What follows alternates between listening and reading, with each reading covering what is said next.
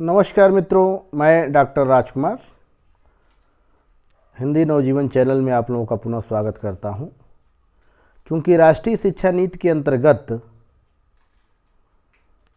जो है कि एमए प्रीवियस और एमए फाइनल में लघुशोध बनाने का नियम आ गया है। आइए आज हम लोग देखते हैं कि लघुशोध का प्रारूप कैसा होता है। तो आप लोग देख रहे होंगे प्रारूप ऐसे ही होगा।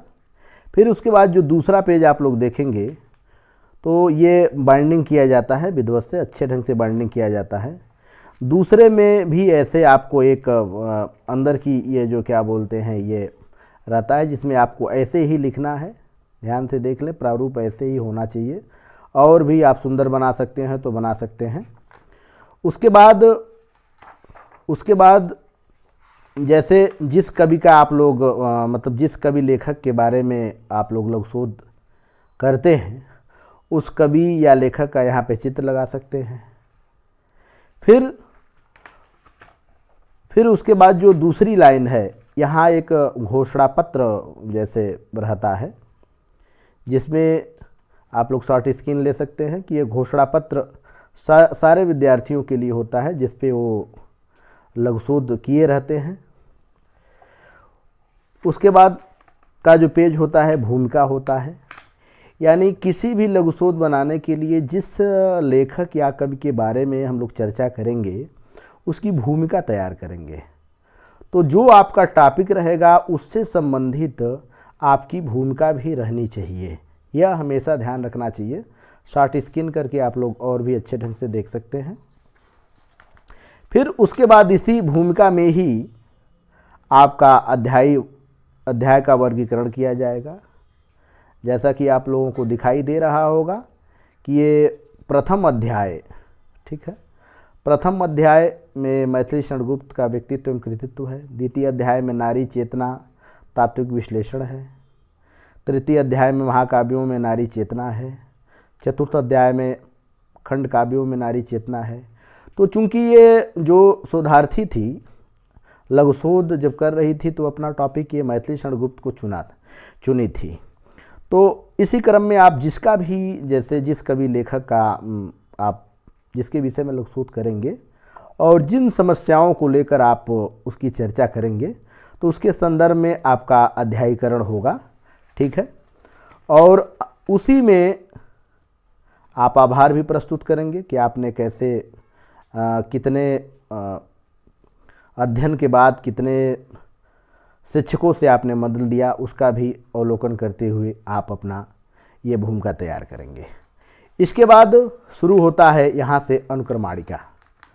अब अनुक्रमाणिका में देखिए, अनुक्रमाणिका ऐसे ही रहेगा, ठीक है। अनुक्रमाणिका प्रथम अध्याय जैसे मैथिली शरण गुप्त इसमें दिया है। तो होता क्या है कि मैथिली शरण गुप्त दिया है तो इसमें जो आप उप टॉपिक डालेंगे, जैसे जन्म है, बालकाल, शिक्षा, विवाह, जो भी आप टॉपिक अपना डालते हैं। व्यक्तित्व का मतलब होता है कि जो लेखक है उसका जीवन कैसा था, और कृतित्व का मतलब होता है उसकी रचनाएं। उससे संबंधित जो आप दूसरा अध्याय डालेंगे उसको आप ऐसे अध्यायों में वर्गीकरण करेंगे, ठीक है। तृतीय अध्याय, फिर चतुर्थ अध्याय ऐसे होगा। फिर उसके बाद पंचम अध्याय या छठम अध्याय, मतलब जिस अध्याय में आप बंटवारा करते हैं उतने अध्याय कर सकते हैं। अधिकतम 4 से 5 अध्याय होना चाहिए, इससे ज़्यादा नहीं होना चाहिए। तो यहाँ पे पंचम अध्याय में उपसंहार है। उपसंहार का मतलब होता है सारांश। फिर उसके बाद अंत में संदर्भ सूची भी दिया जाता है। अब यहाँ से शुरू होता है अब खेल लिखने का। तो प्रथम अध्याय ऐसे सुंदर से अपना जो है कि क्या बोलते हैं आप लिखना शुरू करिए, ठीक है। उसके बाद अब यहाँ पे जैसे आपको टॉपिक मिला है आप प्रथम अध्याय देंगे। हाँ, एक चीज़ ध्यान रखने की ज़रूरत है कि आप जो भी लिखेंगे, जहाँ से लिखेंगे, यदि कहीं गाइड से लिख रहे हैं तो बहुत ज़्यादा संदर्भ देने की ज़रूरत नहीं है। लेकिन अगर कोई प्रमाणिक किताब से लिख रहे हैं, किसी भी किताब से अगर लिख रहे हैं तो आप संदर्भ ग्रंथ सूची में ज़रूर देंगे कि फला किताब से मैंने इसका अध्ययन किया है। और इस ढंग से जो एमए के जो प्रथम वर्ष के जो द्वितीय सेमेस्टर के विद्यार्थी हैं, जो द्वितीय सेमेस्टर में जाने वाले हैं, उनके लिए लगभग जो 4-5 अध्याय करेंगे तो उसमें कम से कम 2 से 3 अध्याय लिखना अनिवार्य है, क्योंकि ये 100 नंबर का है, 25 नंबर इंटरनल है और 75 नंबर एक्सटर्नल है। तो यह हमेशा ध्यान रखना चाहिए कि 100 नंबर का है, यदि आप ये जमा नहीं करते हैं लघुशोध तो आपका एब्सेंट जा सकता है। ठीक है, तो ऐसे आपको लिखना है, ये लघुशोध का प्रारूप है और ऐसे ही आपको बनाना है। ये ध्यान रखने की ज़रूरत है कि एमए फाइनल वालों को बढ़िया से बाइंडिंग करा के टाइप करा के जमा करना है, जबकि एमए प्रीवियस में जो पढ़ रहे हैं, ध्यान रखिएगा, एमए प्रीवियस में जो पढ़ रहे हैं वह 2-3 अध्याय लिख कर, ठीक है, अपने जिनके अंडर में वह शोध कर रहे हैं, अपने गुरुजनों से मिलकर राय लेते हुए, ठीक है, आगे लिख सकते हैं। लेकिन एमए फाइनल वाले विद्यार्थियों को अच्छे ढंग से लिखकर पूरा बाइंडिंग के साथ 3 प्रतियों में विभाग में जमा करना होता है। यह हमेशा ध्यान रखिए। देखिए ये पूरी तरह से बहुत ही स्टैंडर्ड जैसे बॉन्डिंग हुआ है, आप लोगों को दिखाई दे रहा होगा, कागज़ भी बहुत अच्छा है।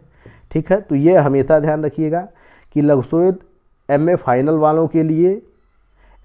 वालों के लिए पूरा फाइलिंग करके अच्छे ढंग से जमा करना है, जबकि एमए प्रीवियस वालों को 2 से 3 अध्याय आप लिख कर भी अपने गुरु के पास जमा कर सकते हैं।